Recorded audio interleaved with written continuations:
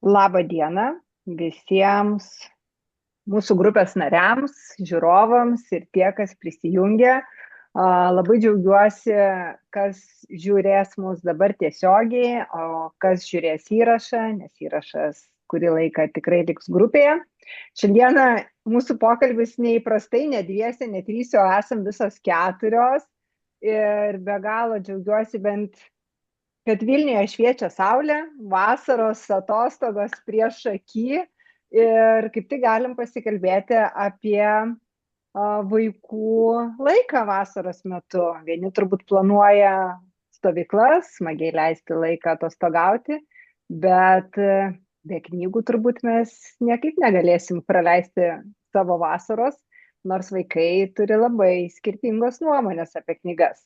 Tai mes šiandieną su Vaida mūsų grupėje turime dvi nuostabias viešnes, kurios patalkins, papasakos ir atsakys į klausimus. Tad beje, jeigu žiūrit, rašykite klausimus į komentarus, mes pasieksime, kad galėtumėm ir atsakyti. O šiandieną noriu Jums pristatyti mūsų kolegę Elena. Ji yra ugdymosi, coachingo praktikė ir psichologė, bei Elenos kolegė Valda, kuri yra specialioji pedagogė logopedė. Jos padės mums padiskutuoti turbūt, kuo knygos ir skaitimas yra svarbus mūsų vaikams. Sveiki visi. Labas. Sveiki.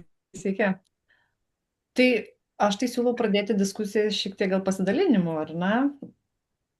Man tai kyla visai toks klausimas, ar vasaros metu pačios skaitydavo su džiaugsmu, ar reikėjo, todėl kad reikėjo? Elena, jau žinau, jinai prieš mūsų pokalbį pasakė, kad ji yra labai didelė knygų mylėtoja, netgi sakė, atsargiai su žodžiu ypatinga, bet aš vis tiek pavartosiu tą žodį. Tai Elena, gal tu pasidalintum, tai kokios tavo buvo pačios ypatingiausios knygos? Tai su skaitimu iš tiesų istorija nuo mokyklos laikų jinai keitėsi, tai nebuvo taip, kad kaip ir pajokavau dar iki čia pasirodant, kad ko priklausė nuo vasaros. Kokia vasara, toks ir tas skaitimas. Tai jeigu lietinga, daugiau laiko prie knygos, jeigu geras oras, tai be abejo mažiau.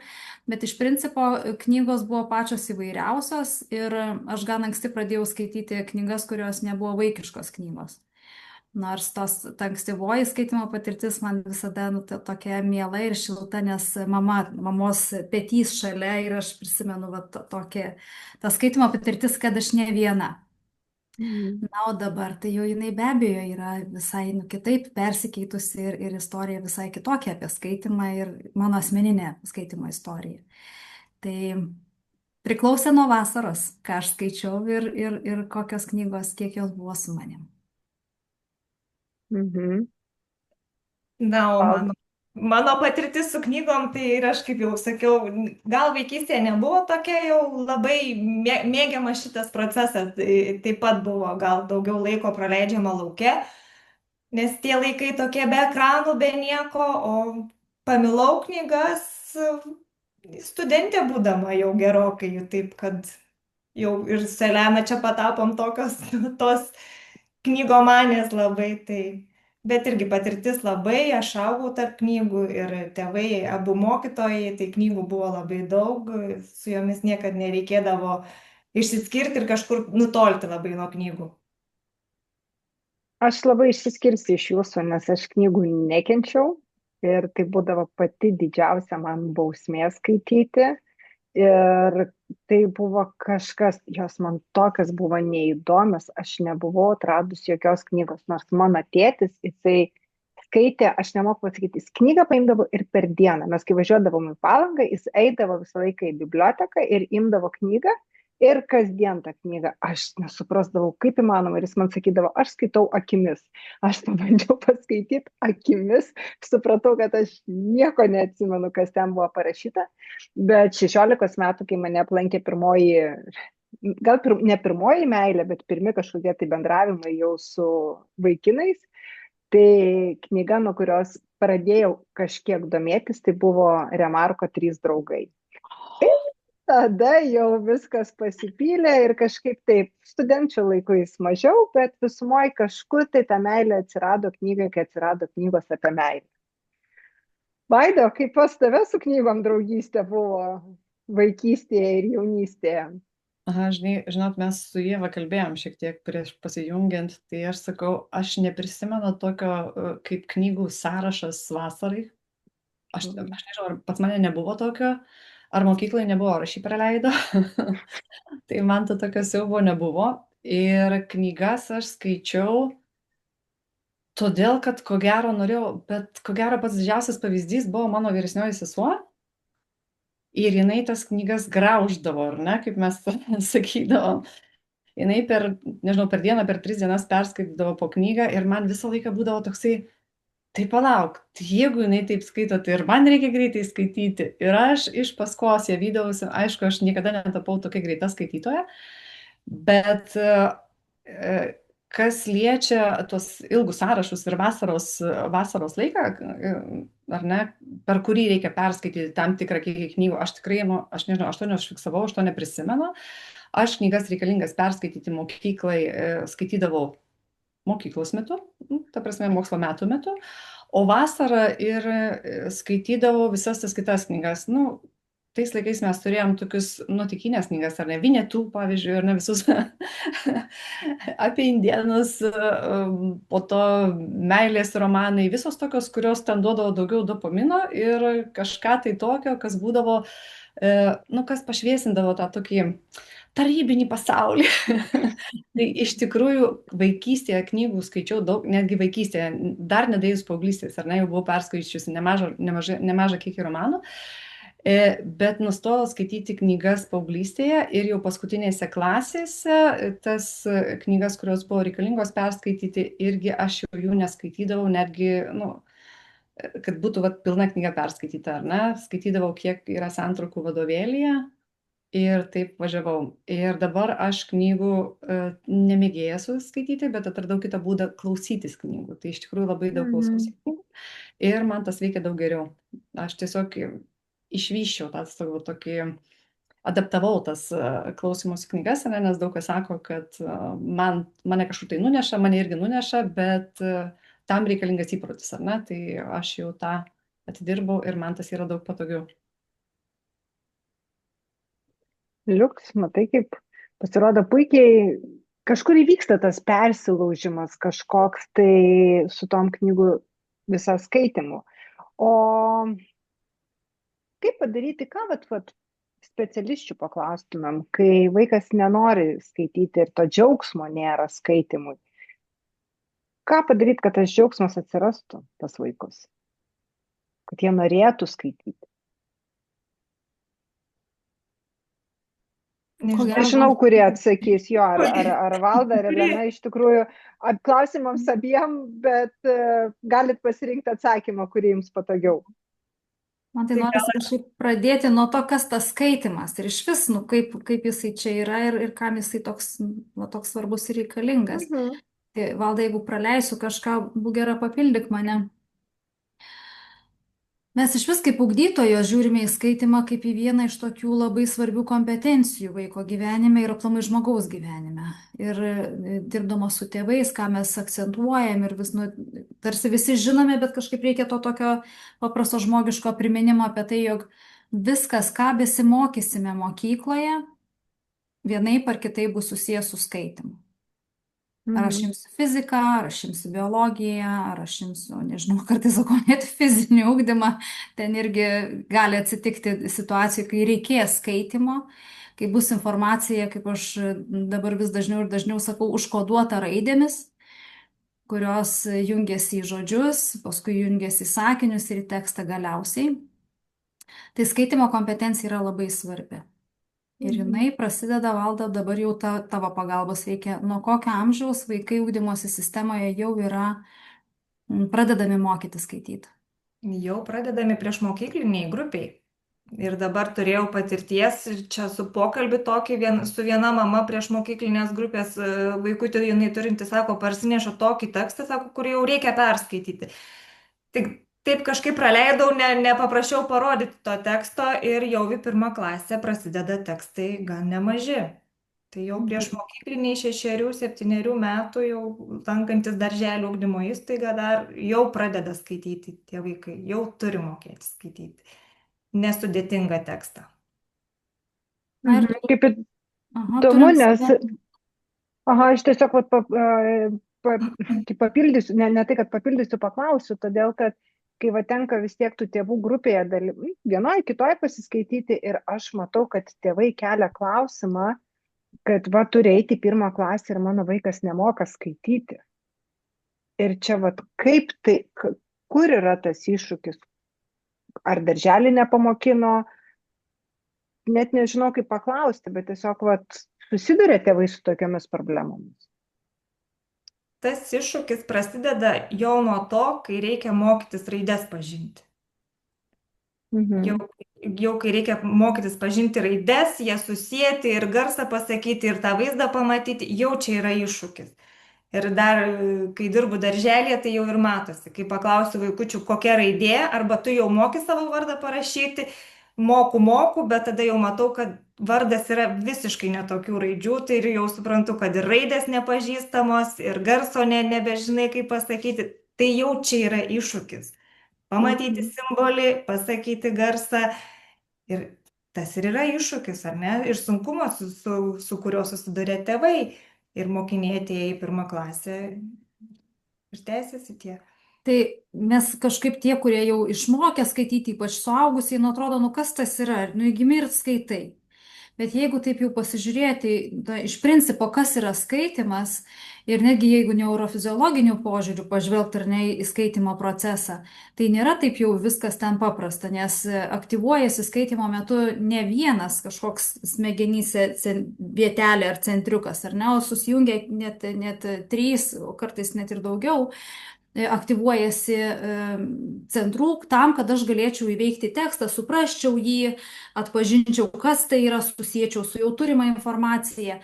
Tai kada vaikas, neturintis visiškai nieko, jokios žinios apie tai, kas yra skaitimas, mes pradedame mokinti per simbolį, ar ne, kad yra simbolis, kuris turi savo garsą, susijęti simbolius su garsu. Tada mes turime sujungti tuos atskirus simbolius kaip atskirus garsus, juos įgarsinti. Ir tada jau tik tais atsiranda, kad žodis, o jau kai žodis yra prasmei, tada dar kitas žodis, ir tada eilutė žodžių yra sakinys. Ir, suprantat, kai moki skaityti, atrodo viskas aišku, bet kai mokai įsiskaityti, tai ten gali kai kam iš vaikų būti tikrai sudėtinga. Ir va čia ko gero yra prasmė ir pakalbėti ir apie tuos iššūkius, kad tie iššūkiai kartais tie tokių kitiems labai grėsmingų žodžių, disleksija nuskamba. Tai jeigu vaikai ateina jau į pirmą klasę su kažkokiu sunkumu arba tokiu nenoru, arba dairosi labai dažnai jauni tėvai, kad kitų vaikam kažkaip sekasi, pavyko, o maniškiam dar ne, tai reikėtų pasižiūrėti, kokios pagalbos reikia vaikui. Pagalbos tam, kad tas garsas taptų raidė, o raidė susiklijuotų į žodį. Valda, gal papildysi mane, gal kažką praleidžiu tokio esminio, ką reikėtų tiem tėvams, dėl tokios ramybės, kad neįsitempto tiesiog žinoti, jog yra kiti mokosi lėčiau skaitimo. Ne? Dėl tos ramybės taip, kad nereikėtų lyginti vaikų. Jeigu ten mano vienas skaito, gerai skaito, o mano dar tik pradeda skaityti, nereikia jų lyginti. Taip kaip ir mes, ar ne, ir savo vaikus. Tai čia vienam geriau sekasi ir nebūtinai turi lyginti. Ir nelyginti niekada vaikų. Pasivys jie kažkaip savo tempu prieis tą gebėjimą, kai išmoks skaityti, ar ten jungti raidės į skiemenį, paskui tą žodį ir paskui suprasti tą prasmę, ką perskaičiau. Toks lėtu savo žingsneliu. Kiekvienas vaikas turėtų eiti. Dar labai noriu paklausti vieną klausimą. Ar, kadangi vis tiek kalbam apie disleksiją, ar jeigu mano vaikas einantis į pirmą klasę dar nemoka skaityti, ar aš O dabar beklausant, man atrodo, kad kažkur pavojaus ženklai, o tai gal mano vaikas turi disleksiją, todėl jis nemoka skaityti. Na, Valda, ar tu, ar aš, nuo ko pradėsime, nuo specialiųjų dalykų ar nuo psichologinių? Pradėkim nuo psichologijų. Gerai. Tiek daugiau rėmės. Aš tikrai remiuosi, kartais tokiais gyvenimiškais pavyzdžiais, tiek savo pačios asmeninių vaikų ar ne augimo patirtim, tiek aplinkinių, kurios irgi mamos arti bendraujam ir mačiau, kaip vaikai auga. Tai aš galiu pasakyti, mano vaikai užaugo ant knygų. Aš net juokais sakau, kad pirmasis 3 suvalgė tikrąją tą žodžio prasme, nes tiek buvo maži, kai gavo knygas į rankas. Aišku, gavo tas, kur galima suvalgyti. Bet iš principo ženklas gali būti toks, kad jeigu aplinkoje yra knygų, yra skaitami, mama, tėtis skaito, vaikams skaito vakare ir vis tiek yra sunku pradėti skaityti. Vis tiek nesinori.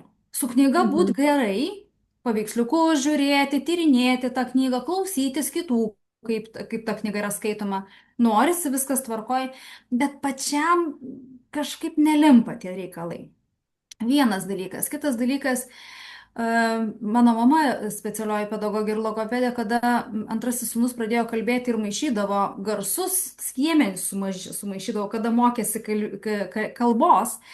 Jis sakydavo, pažiūrės, kaip bus su rašymu. Nes jau žinojo, kad čia gali būti reikalų. Tai tikrai taip, mes turime reikalų su rašymu, kada yra sukeičiami skiemenys kartais arba raidės vietomis. Ir lygiai taip tas pats pasijuto ir skaitimo dalykuose. Kad yra raidės, kurios susikeičia, yra raidės, kurios labai panašiai atrodančios ir jos tada įvardyjamos priešingai, negu yra parašyta. Tai čia yra tokie disleksijos bruožai. Ir man vis norisi raminti tėvus ir sakyti, kad disleksiją turime suprasti kaip spektre esantį dalyką. Nuo labai silpnos raiškos iki labai labai stiprios, kur tikrai jau yra didelis sunkumas ir tos raidės ten Valda galėtų apie tai papasakoti gerokai plačiau negu aš, bet tos raidės tikrai ten ir mirksi, ir šokinėja, ir banguoja, ir tada jau yra labai didelis sunkumas.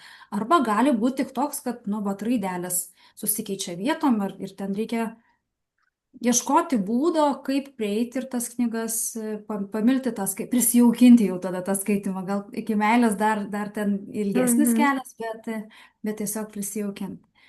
Valda, ką galėtum papildyti iš savo pusės apie tą sunkumą skaitant? Iš savo pusės tai reikėtų reaguoti, aišku, į tuos visus, ar ne, jeigu mano vaikas dar neskaito ir kažkaip jam sunku ten yra susidraugauti, ieškoti tų būdų prieiti prie to skaitimo ir kaip jį sudominti, kad jau tada tik išsiaiškinti, kas čia yra, ar čia tos motyvacijos nėra knygai, ar čia yra tas sunkumas, kur tiesiog negaliu savęs priversti skaityti ir sakau, man vaikai ateina, tai dažnai sako, mokytoja, aš negaliu skaityti, man čia susibėgioja visos raidės po lapą, aš čia nebežinau, aš neskiriu B, D, bet aš neskiriu, sakau, tai aš tau padėsiu.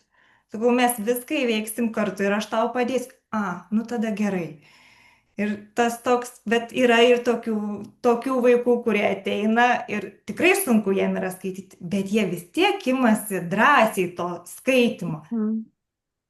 Tai sakau, reikėtų pirmo pradėti nuo to, neperspaudžiant, išsiaiškinant, kur čia yra tas sunkumas ir kaip prie jo reikia prieiti. Ir aš girdžiu dar tokį, aš dar irgi noriu paklausti Valdos, ar ne? Tai kaip dažnai būna taip, kad tie vaikai jie patys pasako, kad man ten raidės maišosi arba raidės bėgioja po lapą, kad tėvai tą išgirstų. Tiesiog, ar jie patys pasako, ar tai mes turime šiek tiek išgirsti irgi, kad būtent šitas dalykas yra ir indikuoti, kad jie turi kažkokių tų sunkumų skaitimo, vien todėl, kad jie turi disleksiją ar kažkokiu kitų? Pasakyti, aš bent jau savo. Dabar šiais metais, kai jau labai tikrai pradėjau žiūrėti tuos vaikus, kaip čia kas yra, 2 vaikai gal man pasakė. Iš 22.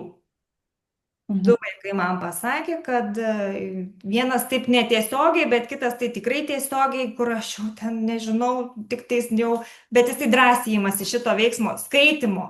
reikalo daryti, jisai tikrai imasi drąsiai, bet jisai prieš tai, čia man bėgioja. Bet yra ir vaikų, kurie niekada nepasakys.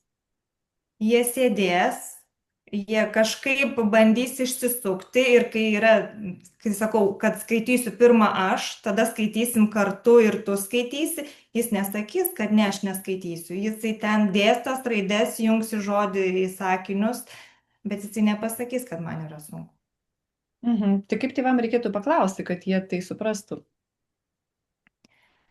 Na, mes su Elena šį rudenį turėjom tokias paskaitėlės tėvam vedėme ir kalbėjom apie ADHD ir apie disleksiją. Tai žinokit, kai tėvai pradėjo išgirsti, kas yra ta disleksija, jie pradėjo patys suprasti. Ir tada jau sako, aha, tai čia vadinasi, mums tikrai yra kažkas ir nemyliu tų knygų ir negaliu priversti ir nesupranta, ką perskaitė ir sunku perskaityti. Ir neišsirenkam niekaip tų, ką galėtumėm skaityti, tai jie tada pradėjo, tikrai dabar ir, sakau, tėvam pradėjo atsiverti akis, kad yra toks sunkumas, ne tinginystė, ne noras, bet yra sunkumas skaitant. Man norisi papildyti apie tą, kaip tėvai galėtų pamatyti arba išgirsti. Mes ko nepaminėjom dar iki šiol su Valda, kad disleksija yra paveldima. Tiesiog tai ateina kartu ir su tam tikrais genetiniais dalykais. Tai paprastai mes sakom, pasidairykit, kas namie yra. Gal net nebūtinai mama tėtis, gal senelis ar močiutė, kažkas galbūt nebūtinai iš tos. Dėdės ir tetos. Taip, ir dėdės ir tetos, pusbroliai labai, labai įvairiai, bet paprastai būna labai artimoji aplinkoje, tikrai žmonių, kuriem nebuvo ta knyga pats mėgstamiausias dalykas gyvenime, arba buvo vienokių ir kitokių iššūkių tiek su rašymu, tiek su skaitimu. Tai ką gali tėvai? Jie gali būti tiesiog didesniai atiduoję savo vaikams, kada jie mokosi. Ir jeigu aš jau susiduriu su to, kad nėra to džiaugsmo daryti namų darbus ir čia labai jau, vienu žodžiu, kaip fainai toj pasidarysi ir galėsi būti laisvas, jau turėčiau klausti, kame čia yra dalykai. Labai dažnai yra nurašoma ant to, kad tinginys nenori, nes šiaip vaikai, kurie susiduria su skaitimo sunkumais, jie yra smalsus, jie yra labai kūrybingi, jie yra išradingi, jie tikrai sugalvos, kaip išsisukti, kad nedaryti ir jeigu galima padarys kažkokiu kitų būdų, bet ne skaitimo būdu ar nerašymo būdu, tai jie turi labai guvų pažintinį protą.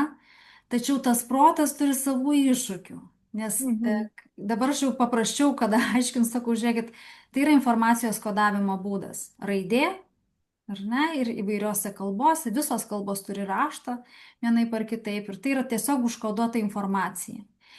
Ir disleksikam vaikam tikrai bus sudėtinga lietuvių kalba, tai supraskime, kaip yra jiems sudėtinga anglų, prancūzų, vokiečių, rusų ar ką ten jau jie besimokintų. Tai turime įvertinti tai, kad bus dar sunkiau.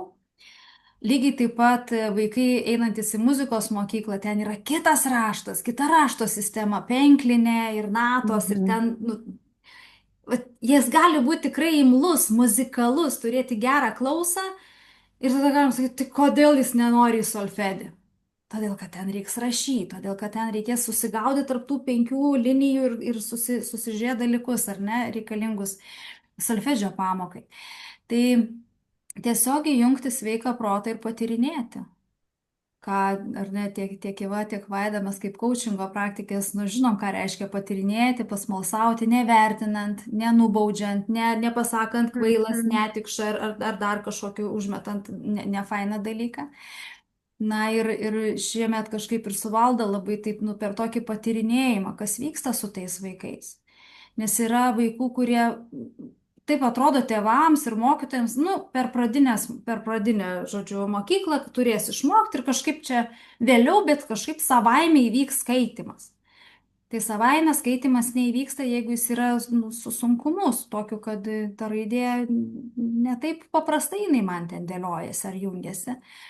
Ir va šitoj vietoj nebūtinai, kad, faina jau, kad Valda, taip turi tokį santykį su vaikais, kada pasisako, kad man vyksta va šitai. Man sunku, man galva skauda, aš negaliu žiūrėti ir netgi tokia būna išraiška. Bet Valda labai gražiai atpažįsta tuos skaitimo sunkumus ir per tai, kada duodu užduotį, Valda patvirtins ar ne, duodu užduotį ir mokinys sako, gal galiu į tualetą, gal galiu jau Mhm. išeiti. Ir tada tas išėjimas į tualetą yra poilsio akimirka, kai aš išeisiu, mano sistema nebus tokia Mhm. ir aš grįžęs kažkaip ten bandysiu vis tiek, ar ne, eiti per tą sunkumą, tam, kad jį veikti. Tai šitoj vietoj atida ir toks dėmesingumas, tiesiog žiūrint į vaiką, kai jisai mokosi ir su kuo jisai susiduria, pasmalsauti. Mhm. Aha, o žinai, dabar vat, klausau ir kadangi mūsų grupėje yra įvairaus amžiaus vaikų tėvai. Ir pavyzdžiui, gerai, jeigu tu pastebėjai toj pirmoji, antroji klasėje arba pradinukė, bet yra, kai tau prasideda vat, 8 klasės, 7 klasė, paauglystė, ir tada netikėtai mes susivokiam, kad reikia stoti į gimnaziją, mes pažymių nebeturim, kažkur tai neigiami pažymiai perkelt į kitą klasę nebegali, bet jau vaikas yra, na, didelis, jis jau ir tada, va dabar disleksija atsirado kaip tokia tema, kuri aktuali. O ką daryti tiems tėvams, kur vaikai yra paaugliai ir susivokia, kad kažkas negerai? Tai čia jau tada būna tie pražiūrėti vaikai. Pražiūrėti, kai Elena čia pasakojo, aš prisiminiau irgi dar vieną istoriją girdėtą, kaip tėvai atpažino dukrai, kad yra disleksija muzikos mokykloje. Paprasčiausiai muzikos mokykloje, nes jinai sakė, niekada iš natų negrodavo, bet grodavo iš klausos. Tai va čia tas. O į vyresnės klases, kai išeina, prasideda tie visi netinkami elgesiai, jų toks nederamas, netinkamas, prieštaravimai ir klasėje bruzdesys kažkoks ir klasiokai jau čia nebe taip reaguoja, kaip jau. Tai tada, bet jie mokėjo užslėpti toj pradiniai klasiai, kad nei vienas neėjo. Tai tiesiog va, tėvai pas pas logopedą, kur jiems reikėtų kreiptis, ką reikėtų daryti tokiu atveju, jau su vyresniais vaikais? Pirmiausia, ko gero, žinote, suprasti yra dalis pagalbos. Tai mes su Valda labai dažnai pas ugdytojus ir einame su šita fraze, šito sakiniu, kad supratimas yra dalis pagalbos, tai pirmiausia pasižiūrėti, kas tai yra per sunkumas, kame jisai ir kaip jisai reiškiasi, tada susitikslinti, ar ne, nu jeigu kyla abejonių ir dvejonių, kad mano 7-tokas gal ten turi kažkokių reikalų, kurių nesupratom nei pradiniai klasiai ir mokytojai kažkaip nesuprato, o tas nesuprato, nes jie gudrus yra. Ta prasme, pažintinis protas tai veikia. Jie iš klausos, būdami klasėje, labai daug dalykų susigaudo ir jie gali samprotauti, jie gali teisingai atsakinėti klausimus. Jų atmintis, kaip taisyklė, irgi būna tokia, kur jie žino ir atsimena dalykus. Tai netaip lengva yra.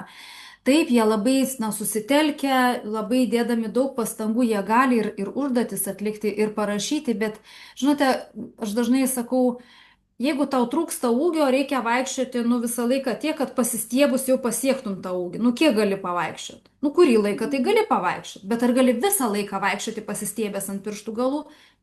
Greičiausiai ne, tai ir lygiai taip pat ir disleksiją turintiems vaikams. Tai pirmiausia, suprasti, ar ne, va čia yra pirmas dalykas. Antras dalykas, ką mes turėtume, taip savo pasakyti, kad pagalba ir parama, tiek emocinė, tiek kartais, tiesiog ir perskaitant kai kurios dalykus, jinai yra reikalinga tiem vaikam. Ir jeigu praleidom tą skaitimą ir jisai nėra kažkoks toks jau labai sklandus, o to skaitimo yra daug, apimtis yra tikrai dėja, bet nemenkos mokantis vaikams, tai ieškoti būdų ir va čia ir audio knygos yra geras dalykas, ir skaitimo asistentas, bet jeigu yra, iš tiesų tiek sudėtinga su skaitimu, Valda, primink, kokios pagalbos yra šys dabar prieinamos, nes jos yra prieinamos ir mokykla yra prieinamos. Ar apie patikrinimus tu turi omeny? Ir patikrinimo atveju, kada būna 8 klasėje ar 10 klasėje, yra tam tikri dalykai, kur jau reikia pasakyti, kad švietimo sistema kažkaip susivokė, kad čia reikia pagalbos vaikams ir pasidėlioti. Susivokė, bet aš tai labai džiaugiuosi už tos tėvus, kurie ir kovoja už tos vaikus, kurie turi tų skaitimo sunkumų. Ir dabar jau per patikrinimus, jau 10-tokams, tai tikrai buvo šis kad yra ir įgarsinti tekstai, ir gali turėti šalia asistentą, kuris perskaito tą tekstą. Tai šitoks yra. Mokykloje, jeigu ten tėvai jau mato, kad kažkas negerai yra, tai pas specialų pedagogą, logopedą kreiptis, psichologą. Yra disleksijos centrai, kurie gali ištirti, kas ten yra, kaip, na ir pedagoginės psichologinės tarnybos.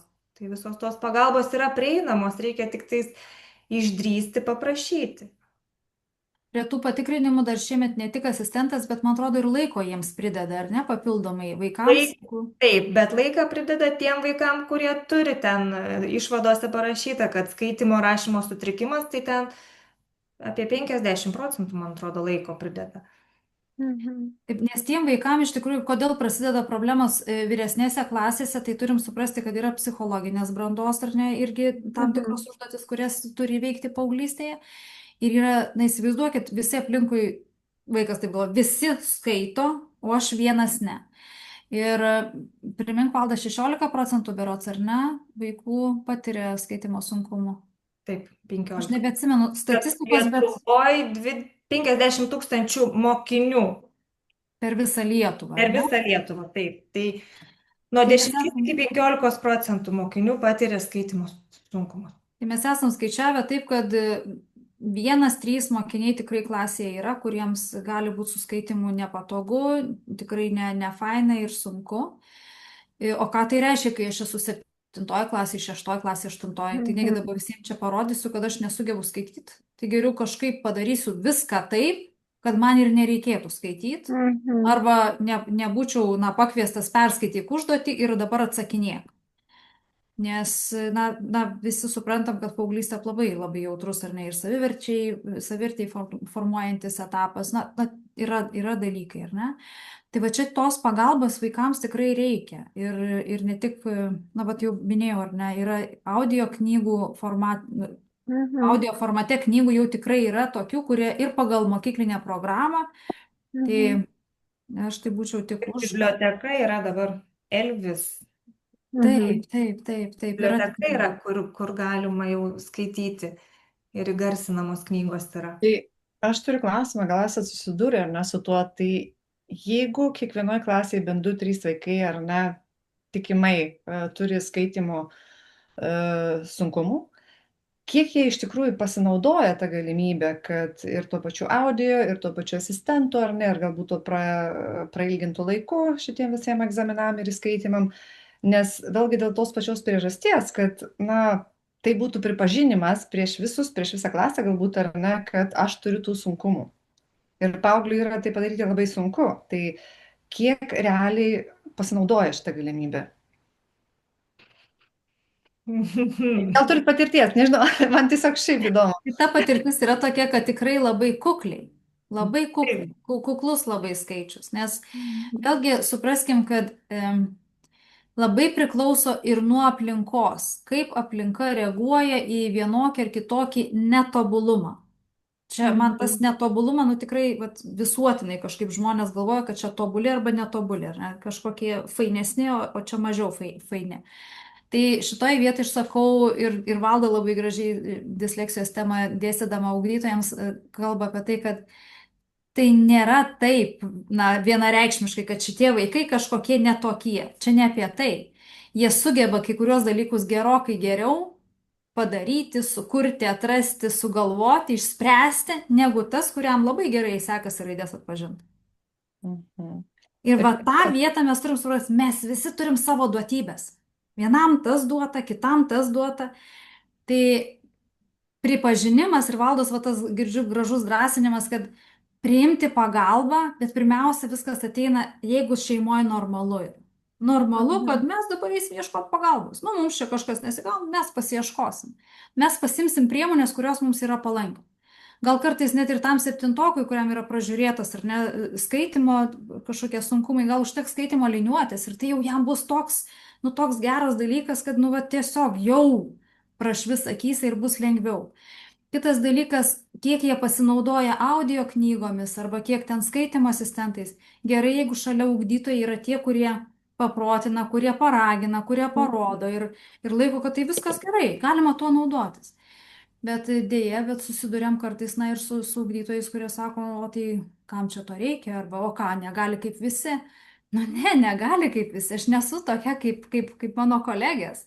Aš turiu savų dalykų, mano kolegės turi savo kažkokių dalykų, tai mes kartais juokaujam, visi turi savo specialiųjų poreikių ir tai yra normalu, ar ne? Vieniems rūbai kažkaip netinka, kitiems, nežinau, šviesa per ryški, trečiam garso gal yra per daug aplinko ir todėl jam yra sunku susikaupti ar kažkaip, na, atlikti savo dalykus. Tai man tokio normalizavimo, kad tiesiog man tokiam, man va šitai. Ir tėvai, ko gero, yra vienintelis, na, tas arčiausiai vaiko esantis pagalbos šaltinis, kuris patyrinėdamas sako, okei, nu tai gal pabandom audio knygas, o tai gal pabandom kažką, gal aš tau perskaitysiu arba tau padėsiu tas knygas paskaityti.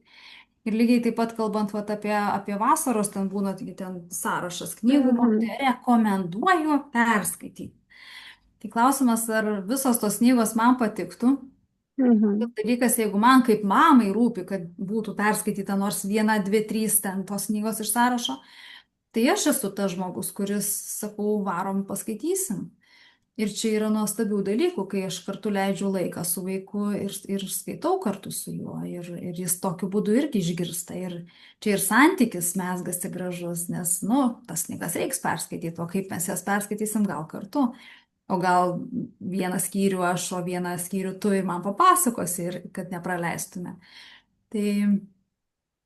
Kaip gerai, smagu klausyti, bet vėl grįžtam apie tų tėvų sąmoningumą, kaip mes sakom, apie ekranus labai daug šneka dabar, visa visuomenė ir visur, kad pirmiausia tėvai turi padėti telefonus tam, kad drausti arba riboti vaiką, rodyti pavyzdžių, tai vad knygos lygiai taip pat. Man visą laiką irgi visi psichologai sakė, kad tu skaityk ir tavo vaikai skaitys. Tai aš pasidalinsiu asmeniškai, pas mus šeimoje yra 2, aš dabar skaitau ir kiekvieną vakarą skaitau.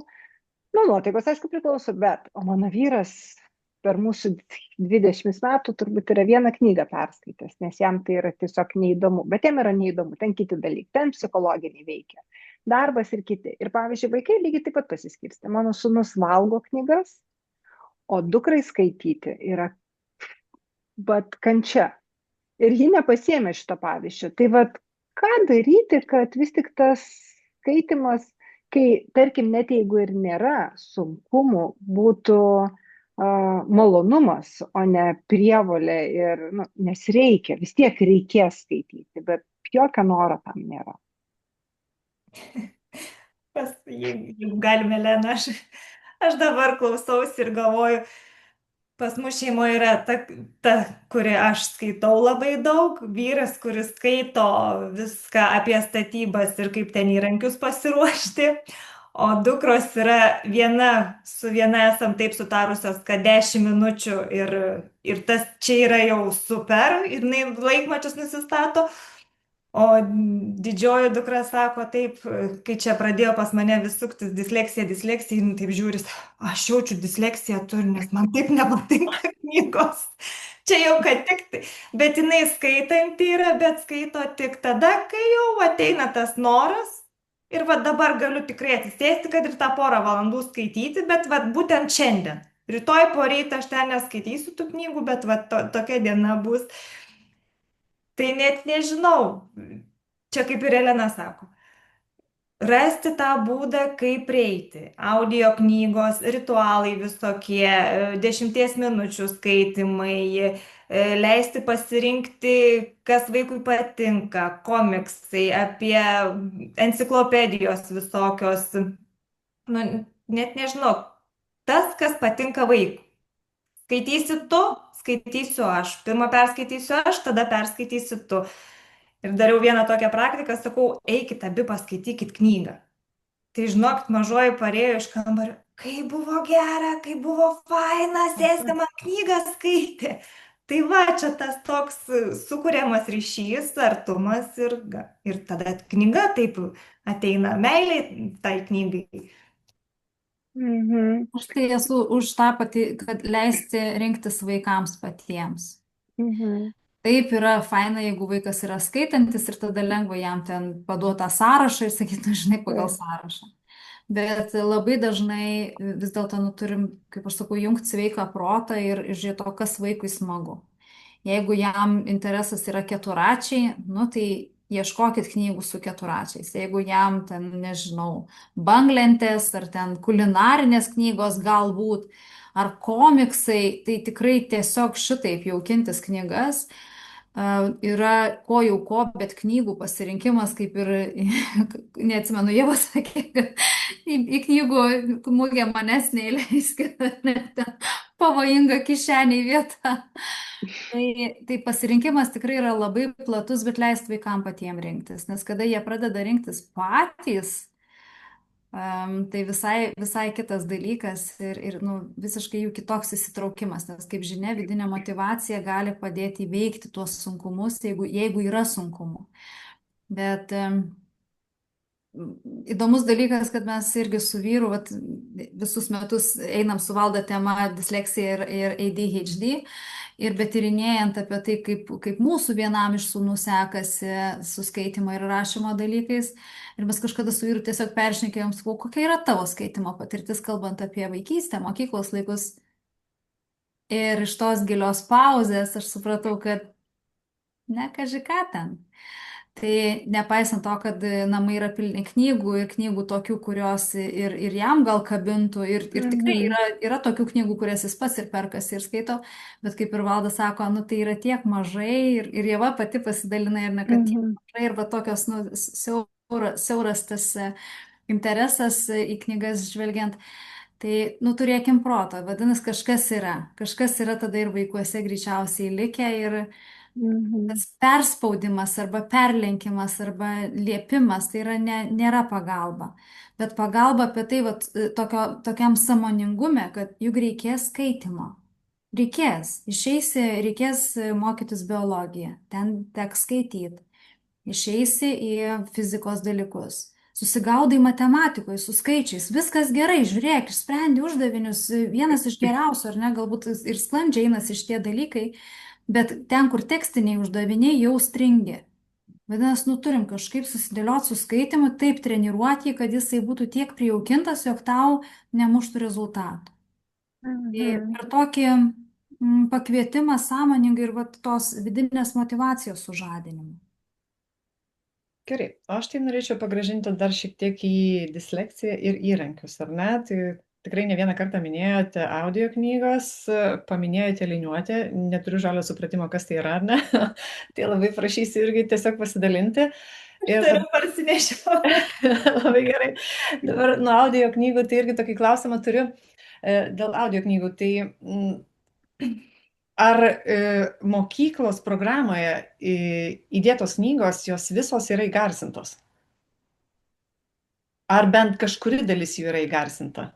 Iš tikrųjų yra. Aš paauglių, mane kas nustebino, kad, tarkim, paaugliai dabar skaito tikrai įdomias knygas. Ir, sakyčiau, net bent jau mūsų mokykloje, man sunku būtų pakomentuoti apie kitus, bet aš pastebiu, kad tai yra žiauriai populiarios knygos. Nu, aišku, apie paauglių aktualijas, visokias priklausomybės, heroinas dabar skaitė 9-okai, tai jie suvalgė šitą knygą. Nepamenu, dar viena knyga buvo, bet ten irgi apie vaikinuką rašė, kuris ten kalėjime sėdėjo. Tokios baisios istorijos, bet juos įtraukė skaityti. 3 draugai nupirkau savo dukrai. Nepaėjo. Tai labai jau senovinė knyga. Labai senovinė. Ir aš žinau, nes turiu pas draugus mergaitę, kuri irgi 9-okė, jinai visas knygas klauso. Jinai neturi laiko skaityti, jinai turbūt važinėja kažkur tai ir jinai prasiklauso. Ir aš buvau nustebusi, kad tikrai yra. Aha, o tai čia būtų tas tik tai mokamas variantas, ar yra, žinau, kad yra bibliotekose ir audio knygų nemokama, ar ne? Kur būtų jas galima rasti? Elvis bibliotekoje, tai man atrodo, ten yra jau pradedamos garsinti. Ir ten yra tie savanoriai, kurie dirba prie šitų mokomųjų vadovėlių, kurie renkasi, garsina tas knygas. tik ten berods yra taip, kad reikia registruotis ir tas prieinamumas jau nėra taip viešas labai. Mhm. O Valda, gal galėsim paskui pasidalinti komentaruose mūsų klausytojams, kad jie galėtų surasti tą biblioteką, ar ne? Nes tikrai ne visi žino. Taip, Mhm. tikrai. Mhm. Tai Aš tik dabar, žiūriu, kad jeigu mes man taip įdomu smagiai, dalyvauti visi kiti. jo, aš tik trupučiuką parsigražinu į laiką, jis nenumaldomai bėga, 45 minutės mūsų pokalbio, o tiek dar norisi kalbėtis ir klausytis. Tai dar trupučiuką gal pratęskime, nes manau, kad dar daug liko mums neatsakytų klausimų ir kurių norisi pasiklausti tiesiog net iš diskusijos keliauja. Gerai. Gerai. Tinka? Gerai, viskas. Leidimą jūsų turime pasigražinti. Tai apie liniuotę, Valda, trupučiuką. Aš tai įsivaizdavau, tai ten uždedi raidės, susideda visos į tą vieną vietą. Bet kaip suprantu, ne apie tai. Yra visokių jų. Yra visokių, yra spalvotų liniuočių, nes dažniausiai disleksikai renkasi gelsvą arba melsvą foną. Net nežinau, kaip čia reikia jums parodyti, kad pasiėmu vieną knygą ir kaip Elena sako, užsidedi šitą liniuotę ir triukšmas tau knygui sumažėja. Ir matote, ir sekti lengviau yra, ir nesimato, kiek čia yra ir kaip. Kai užsidėsite spalvotą, tai tada jau tekstas matysis gelsvame fone. Nes balta spalva jiems yra per intensyvus dirgiklis. Ir geriau prigesinta spalva ir netgi raidės. Valda, primink, kažkokia spalva yra disleksikam rekomenduojama rengti tekstus Melsva, taip, mėlyna spalva. Mėlyna spalva, taip, pačio teksto mėlyna spalva, o fonas turėtų būti gelsvas. O, tai čia ir papasakokim ir apie knygas, ir apie... Dar tik tai norėjau paklausyti, tai tą liniuotę realiai tėvai gali įsigyti ir pasižiūrėti, kaip jų vaikams sekasi skaityti su ją. O ją galima įsigyti kur? Vieną pirkau knygyne, dabar nebepasakysiu, bet manau, internete tai tikrai turėtų būti. Labirinte tai tikrai, ten yra tinklapis www.labirintas.lt, tai turėtų tikrai būti šitos liniuotės. Aš jau sakiau, Valdai, sakau, gausim išleisti liniuotės. Savo, kad nereikėtų žmonėm čia kažkur nuvedinėti kitur ir būtų paprastesnis priėjimas.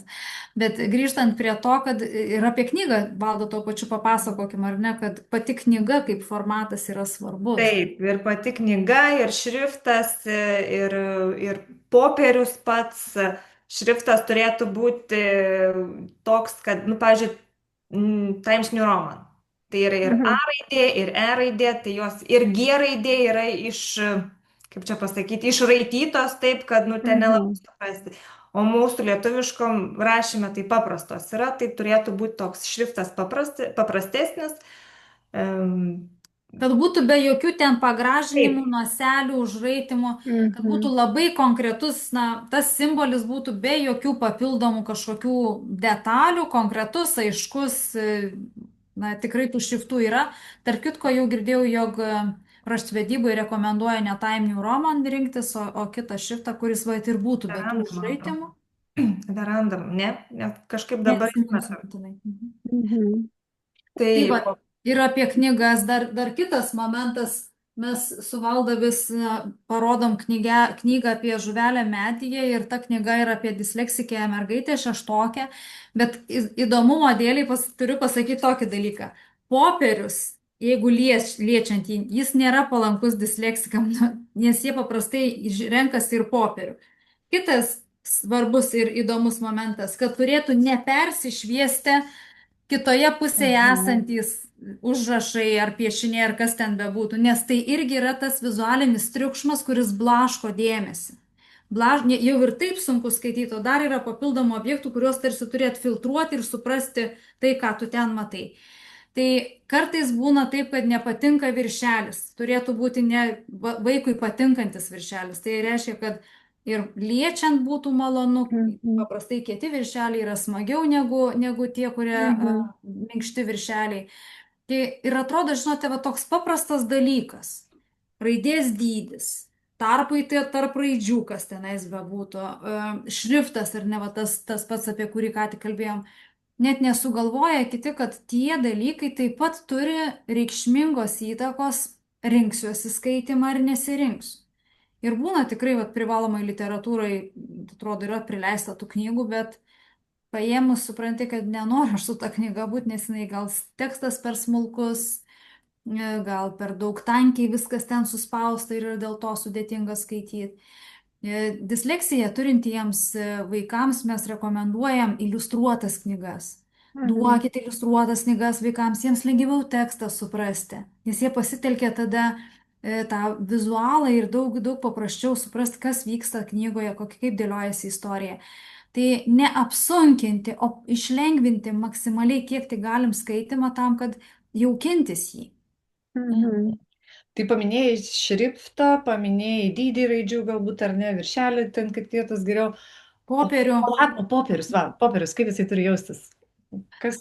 Na, yra atpažinti. Jūs tikrai atsiminsit, ar ne? Yra knygų, kurios yra tiesiog slidus popierius. Ir jis, kaip taisyklė, būna neperšviečiamas, jisai gerokai būna standus, tvirtas ir malonu jį liest. Ir yra knygų, kurios yra, be abejo, jos greičiausiai pigesnės.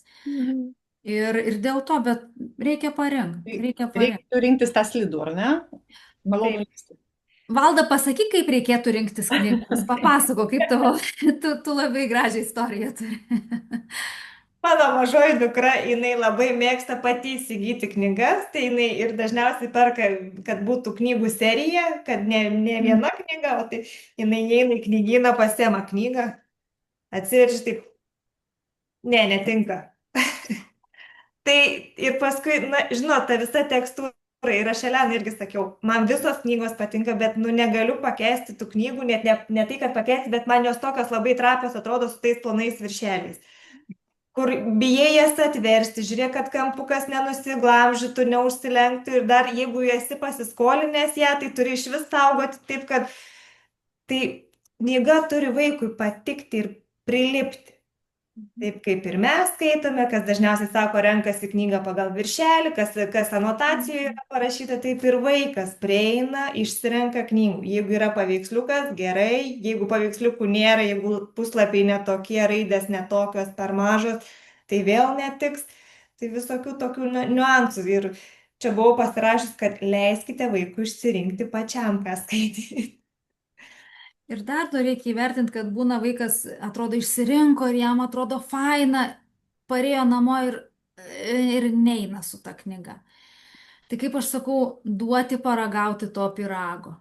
O tai reiškia, kad sėdam, skaitom. Ir paskui jau kai pajuntu skonį viso tos istorijos, kas ten vyksta, ir jau kai pajuntu, kad, jau šiam vakarui tikrai nebeskaitysiu ir sakau, ne. Gal čia jau yra tas momentas, kur sakau, tai tu dar biški čia paskaityk, kiek tau reikės. Ir kartais per tokį pažaidimą, apgudravimą irgi galima įvesti tą skaitimą per tą, kad man pačiam taip smalsu ir nepaisant mano sunkumo, aš vis tiek skaitysiu, nes ten per daug įdomu, kaip ten baigėsi arba kaip ten viskas susidėlios. Tai ir šitoj vietoje irgi suaugusim, tikrai tiesiog reikia jungti sveiką protą ir patyrinėti ir pamatyti, pajaust vaiką, ar ne, su tokiu, ne kad savaime jis turi nueit padaryti, bet padėti, palydėti iki to skaitimo. O tai tada, merginos, kadangi apie knygas jau taip šnekam, jeigu turėtumėt galimybę padovanoti, galbūt net keliom amžiaus kategorijoje knygą, kokia tai būtų knyga? Pirmoji mintis šovusi, tai Žuvelė Medija, kurią visi jau, ko gero, turėtų perskaityti. Antroji knyga, kur sesuo rekomendavo iš pradžių, paskui skaičiau aš, paskui dukra skaitė, tada jau mokyklos bendruomenė įsisuko, tai knyga Nematomas. Apie berniuką patiriantį patyčias mokykloje. O, geras. Tai tokia knyga, kai skaitydama aš verkiau, galvoju, kiek mes ten iš tikrųjų kaip ugdytojai kartais nematome, kas vyksta mums už nugarų. O mažiesiam, nežinau, ką mažiesiam. O tai Mažytė, nematoma ypač knyga, jeigu...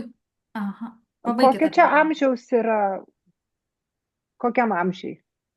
Žuvelė medija yra nuo 9 iki 12, Aha. o knyga nematomas, parodysiu. Mhm. Nematomas tai irgi jau tokie paaugliai. Nu, Mhm. klasės skaitoma jau tokia. Aš pradinukam nebijočiau ir kakės makės seriją rekomenduot, nu, bet su tokiu sąmoningu skaitimu ir aptarimu, ypač 1-2 klasė, jeigu ta knyga nėra, nu, nesu labai susidraugavę su ją, nes ten labai daug vizualo, nu, labai daug viskas pripiešta ir ta istorija mažai reikia skaityti, kad susigaudyt. Ne visai fainas ten tas šriftas, bet iš principo tiesiog vat, patyrinėti ir kalbėtis. Tai nepalikti vaiko vien tik su istorija, dar ir nu, apsitarto, ką supratai, ką sužinojai, o kodėl ten vieni taip pasielgė, o kodėl čia taip įvyko. Nu, tiesiog patyrinėti ir pabūti su ta knyga, kad atsirastų, jog tas skaitimas nėra šiaip tik skaitau, bet dar jis duoda kažkokių dalykų. O paaugliams nu, yra nuostabių, mano sūnus dabar skaito Skandarą ir jau vakar pasižiūrėjom, kad 4 dalis ir ten, maždaug greičiau parsisiųskim. Tai čia tokia viena iš naujausių, turiu prisipažinti, nežinau, kas toje knygoje, bet teks per vasaros atostogas patyrinėti, nes negaliu nežinoti ar ne. Puikių knygų yra. Viena iš knygų, ką duodu jauniesiam lyderiam, tai kuri iš jūsų Malala. Tai apie tokią, na, tikrai rimtą istoriją ir tikrais faktais paremtą istoriją, kaip ne visi vaikai turi galimybę mokyti šitam pasauliu, o ypač yra bendruomenių, yra valstybių, kur mergaitėms yra mokslas neprieinamas. Ir kiek tai gali kainuoti žmogui, jeigu jisai sugalvoja, kad vis dėlto leis savo dukrą į mokslą ir kiek gali kainuoti tai mergaitai, kuri pasiryžusi bet kokiu atveju mokytis. Tai va, tokios knygos kartais, kurios sužadina ir praplečia akiratį, aš manau, kad yra visada geras dalykas. Ir va čia apie tai ta skaitimo galia, ar ne, dėl ko skaitimas yra svarbus, nes tai yra vienintelė, nu, tokia universali technologija, kaip aš galiu pažinti pasaulį, tyrinėti, įeiti ne tik išorinį pasaulį, bet ir žmogaus vidinį pasaulį per istoriją, per personažo pažinimą, per jo dalykus, kuriuos jis patiria.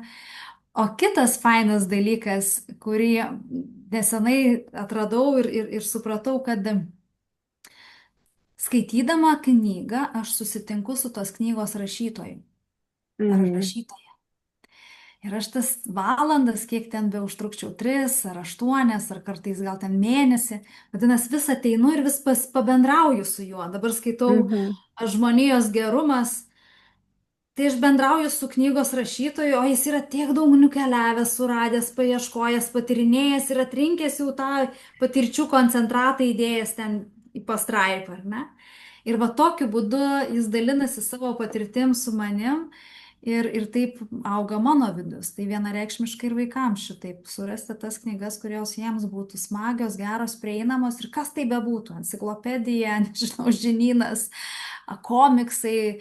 Šiaurės pašvaistė yra nuostabus komiksas, kuris užbūrė savo piešiniais ir ten gali patirti istoriją vien per tą vizualinį tyrinėjimą pačios istorijos. Tai yra gražių, gerų knygų ir jau koko, bet Lietuvoje šiais laikais knygų pasirinkimas yra begalinis.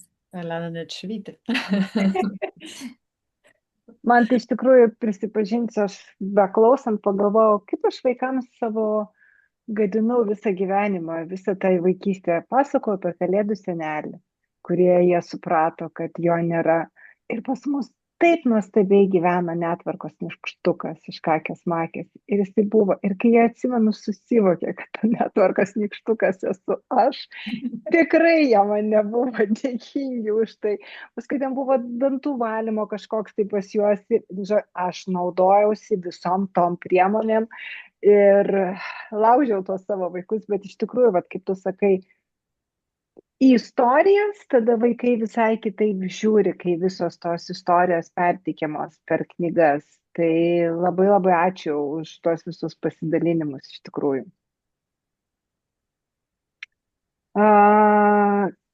Ką palinkėtumėt tėvams, kurie šią vasarą norėtų būti vaikų skaitimo draugais, ypač kai tu neskaitai. Ypač kai patys tėvai neskaito. Mhm. Kai skaito, tai ten gali surasti visokių būdų, bet būtent tiems, kur tėvai nemėgsta skaityti, bet žino, kad reikia. Tai čia turbūt koks patarimas ir tiems ir vaikams, kurie neskaito, bet ir tiems tėvams, kurie... Aš tai palinkėsiu, galima aš pirmoji, gerai? Aš tai Prašau. palinkėsiu tėvams atrasti tą būdą, dėl kurio jų vaikai pradėtų skaityti knygas. Mhm. O tiem tėvams, kurių vaikai vis tik turi disleksiją, skaitymo sutrikimą, na, tai tiesiog noriu pasidalinti su jais tokiu faktu, kad iš tikrųjų yra padaryti moksliniai tyrimai ir jie rodo, kad vaikai turintys disleksiją dažniausiai turi vidutinį ir aukštesnį intelektą, ar ne? Tai nieko nėra apie tai, kad jie yra mažiau protingi ar mažiau gabūs, ar ne? Tai jie kaip tik gali būti tie genijai, kurie kažkada padarys labai daug. Tikrai taip, labai sutinku su šitą mintim. Mes turime matyti jų stipresias pusės, ne silpnasias, bet turime matyti tai, ką jie moka geriausiai. O aš tėvam, nežinau, ar baigėt, Vaida? Ne, linkim Ne, ne, dar. O aš tai galvoju, tiem neskaitantiem, nebijokit ir jūs prisipažinti, kad, nedraugaujate su ta knyga, nereikia čia laužyti tų vaikų, kad, ten aš skaičiau vaikystėje, dabar gal neturiu laiko. Pasakykit tiesiai šviesiai, nedraugauju aš su knyga, bet mes kartu galime rasti tą ritualą, tą būdą, kaip galėtume vasarą sukurti tą ryšį ir kartu, kad ir tą vieną knygą perskaityti, ir tai jau bus didelis pasiekimas. Man norisi antrinti Valdai ir pažiūrėti į tai, kad vasaros laikas gali būti ir dovana patyrinėti. Kodėl man nepatinka skaitimas, bet patyrinėti kartu su vaiku. Kodėl mums nepatinka skaitimas. Kas ten su tuo skaitimu yra. Ir žinote, išplaukti iš reikalų, kurie netaip faini, yra bendrystėje su kažkuo gerokai lengviau negu vienam. Nes kai vienas pats vaikas bando susitvarkyti su skaitimo reikalais ir sunkumais, o stovi suaugusysis, kuris irgi turi reikalų su skaitimu, nes nelabai jau jis ten fainas dalykas tas skaitimas, ir jie kiekvienas atskirai, tada nesigauna dalykai fainai. Bet kai mes susijungiam ir tampam komandą, kuri, kažką čia su to skaitimu, gal mes dviese ar trise ar net keturiese galime vis dėlto kažką nuveikti. Ir tada ir atsiras tie dalykai faini, geri ir palankus, nes aš tikiu, kad santykiai ir ryšyje mes galim gerokai daugiau viens kitam ir patalkinti, ir padėti, ir palaikyti, ir išplaukti iš tų sunkumų, per kuriuos tenka kartais praeiti. Tai va, Ačiū. Dėkui. Aš gal pabaigsiu su kvietimu tėvelius vis tik tais nepamesti to sąmoningumo kartais ir perlipti per tą neturiu laiko, geriau paskrolinsiu, bet mes jau prieš tai paskutinį ratą net ir užbaigiam su tuo, kaip kurti ryšį paaugliu. Tai turbūt dar vienas vaistas ir metodika, kaip atkurti, ypač kai tu neskaitai. Labai ačiū, Elena, už tą. Aš savo vyrą pas dukrą nusiųsiu, kad jie galėtų dviese planą kurti, kaip neskaityti arba kaip skaityti, nes galėtų turbūt vienodo lygio knygas skaityti. Tai aš labai labai dėkoju už tai, pasiimu šitą gerą idėją ir kviečiu kitus tėvelius taip pat pasiimti kažką savo, nuo ko pradėtume turbūt nuo savęs ir keliauti, čia vyresniems turbūt skirta, ir keliauti pas savo vaikus. Tai mums su Vaida buvo didelė garbė turėti jūs, nes tai yra ne tik, kad pokalbis šiaip jis yra labai naudingas, jis yra labai prasmingas ir verta niekada nevėlu suprasti, kur tas vaikas turi savo iššūkį. Ačiū Jums. Ačiū Jums. Ir tada iki greitų pasimatymų kažkada, tai vis tiek juk problemos nesibaigia ir kartais reikia mus pakartoti ir grįžti. Tai ačiū labai. Gerą vakaro, geros vasaros Gražios vasaros. ir gerų skaitimų. Tikrai taip. Likit sveiki ir sudie. Viskas. Viskas. O, žiūrėk. Aha, vis dar eina rekordas.